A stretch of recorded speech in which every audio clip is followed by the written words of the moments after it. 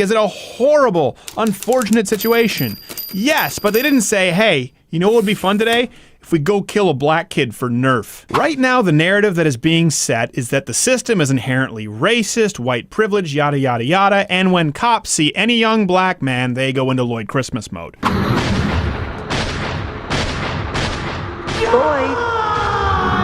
To the point where places like Black Lives Matter, leftist websites, even MTV News are pushing this idea that innocent black men are being shot for no reason at all. Now, the purpose of this video is not to justify nor condemn any of the deaths that occurred during these police-civilian interactions, but to provide you with the context that MTV News and Vox and HuffPo refuses to. Facts don't matter! Let's just use this video from MTV News that's being circulated to start. Alright, the situation with Philando, we don't really know a whole bunch yet. That didn't stop MTV News from putting it in a video, and it seems to be a really horrific accident, and hopefully justice will be served when the information comes out, but we do know that he wasn't shot for broken taillights. He was shot during an altercation where he was pulled over because he matched a description for a suspect in an armed robbery. Police were on high alert for a gun. Police get shot in routine traffic stops all the time. Statistically, yeah, it happens a lot at the hands of young black men, and there was a miscommunication with Philando reaching for what he claims to be his wallet or ID, and the cop thought was a gun. Now, that doesn't mean that any of this is justified or it's a good situation, but to simplify it to shot for broken taillight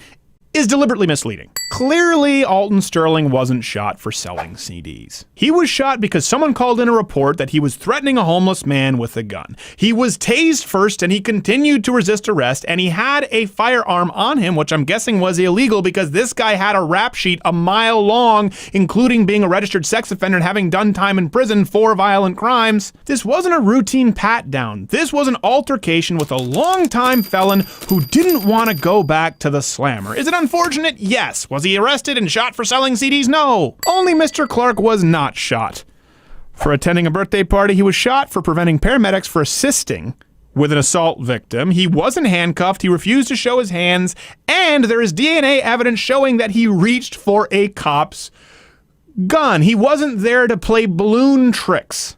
Almost forgot, little tidbits. The assault victim that he was interfering with the police trying to help, it was his girlfriend. Yeah, he was the one who assaulted her. What a gem. But by all means, please continue with the narrative that cops are simply out there hunting down young black men because they're attending birthday parties and selling CDs. I hate you. What they don't tell you is Walter Scott tried to grab an officer's stun gun, and he did run away from the police because he didn't want to pay child support. That being said, the cop acted poorly, but no justice, no peace. Wait, there's justice. He's being charged with murder. The system worked. Okay, Michael Brown was not shot for stolen cigarillos. What happened at that convenience store was a robbery, not shoplifting. There was use of violent force. He was identified as a suspect in that robbery. He reached for an officer's gun. But hands up, don't shoot! His hands weren't up. He was punching a cop in the face and reaching for his gun. When that happens, sometimes officers are trained to shoot. Are there several points where this didn't have to escalate? Of course, but the idea that a racist cop picked off some gentle giant in Michael Brown is entirely inaccurate, as the rest of these examples. Sandra Bland, traffic violation. To the untrained, uneducated eye, that looks terrible. She was murdered for a traffic violation? No, she was detained and she killed herself. A lot of people want to say it's a conspiracy. No. Third-party autopsy results revealed that, were consistent with that, and there was marijuana in her system. No, I'm not saying that all people smoking joints should go kill themselves. Just, if you're watching this, go get a snack. Again, he wasn't killed because his car broke down. This was a horrible situation with a cop who, by the way, was fired after. It's important to note that he was fired for not doing his job well. He thought a car was abandoned. It was 3:15 a.m., dark outside. Mr. Jones was there, and he did have a legal firearm, but you're a cop. You're looking into what you think is an abandoned car in the middle of the night, and all of a sudden, you're confronted with an armed subject. So the cop was fired, and it seems rightfully so, but try and think about this situation. He didn't go into it shooting a guy because he was black. He probably went into it a little bit nervous in a bad area of town at a dark time of the night, and he had stories in the back of his head from all of his friends in the force who had died, who made a wrong decision, guy pulls out a gun, they're dead, and someone has to go explain to their wife and kids why daddy's never coming home again. Again, he was fired, but let's try and see this as more than car broke down, he was shot because he was black.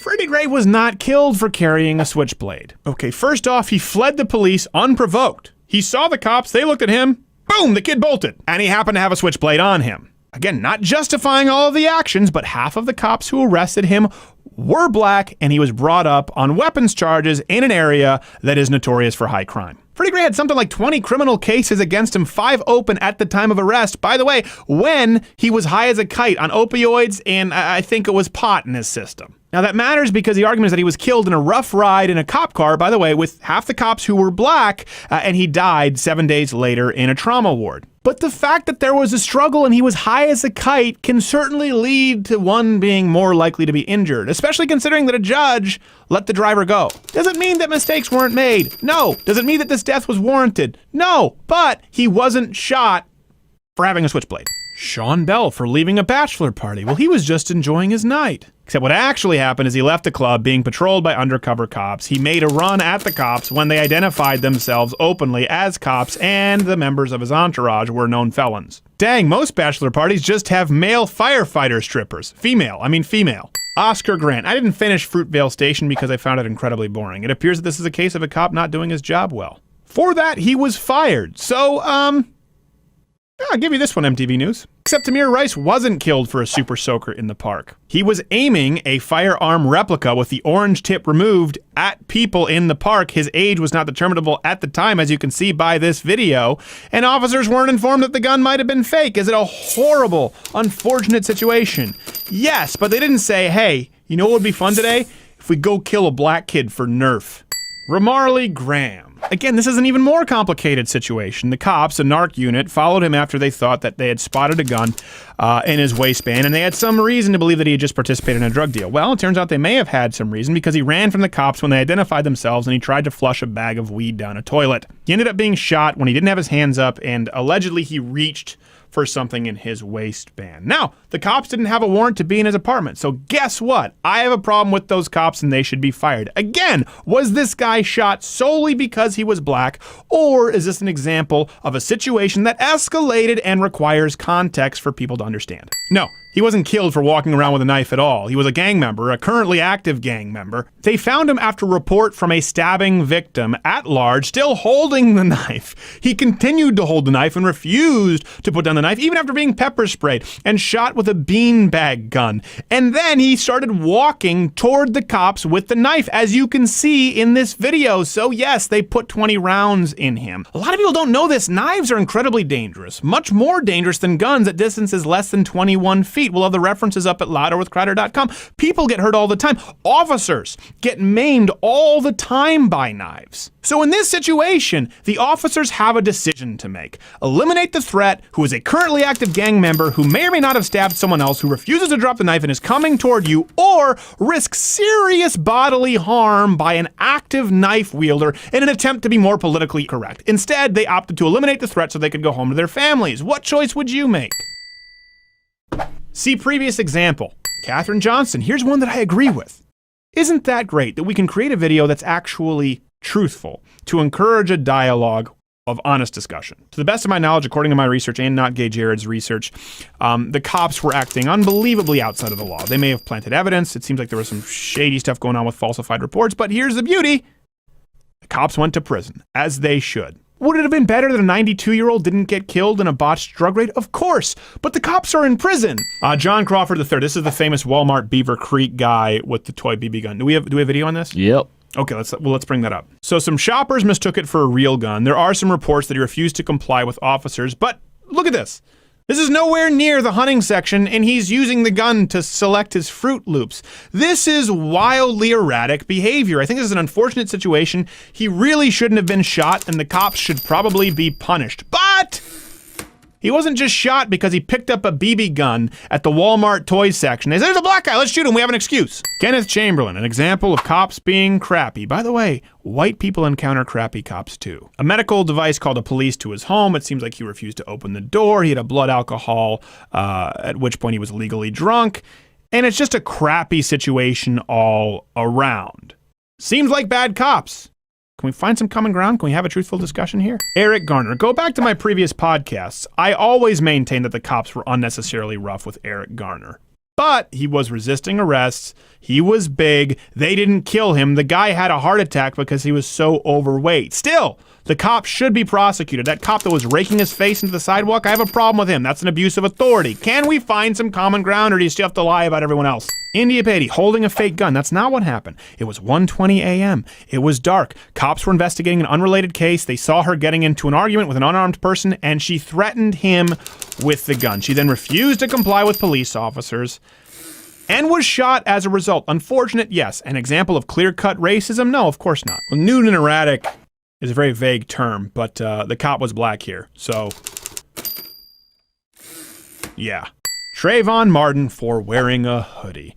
Oh, thank you, Geraldo Rivera, for your misspeak, making this a meme for all time. No, he wasn't killed for wearing a hoodie. George Zimmerman, I've said it. He's a jackass, not a fan. He should have stood down. He didn't have to follow this kid. But when that situation escalates to the point where the kid is bashing your head into the concrete, here's the deal. Whenever you assault somebody that violently, you're forfeiting your right to live. People don't like to hear that, but here's the deal. If someone holds me at knife point or gun point or assaults me in the street or sucker punches me, you don't know what the intent is of that person. You don't know if they're simply trying to impress their friends or if it's some form of gang initiation or if they're a crazy person dead set on killing you. You don't know if they want your watch or they want your life. The second you escalate it to a point that is violent enough that could kill somebody, whether it's your intent or not, you forfeit your right to live. And that's what happened here. Tragic, yes, but this is not out of the ordinary. Again, the point of this video is not to justify all of the killings, nor is it to condemn all of the killings. I think if we're being honest, I've been fair and pretty reasonable. If you don't think so, let me know below. The point is that when it's Black Lives Matter, or MTV News, or HuffPo, or whatever the organization is that day, when they put out there this idea that cops in record numbers are simply killing black people because of a level of melanin in their skin for benign activities and no reason at all, what does that do? Well, it makes it okay to vilify cops. It makes it okay to dehumanize cops. And it makes it okay to treat them subhumanely. Because think about this for a second. If you genuinely believe, as many of the cop killers out there right now do, that officers are killing people for simple things like selling CDs, for going to a birthday party, well, of course you could justify it as your duty to kill police officers. And people have. My point is that if you are not honest, if you are simply using a false narrative to try and generate clicks, you then allow somebody to aim their latest outrage cannon at whoever subject you deem to be suitable. In this case, lately, unfortunately, it's been a lot of innocent police officers.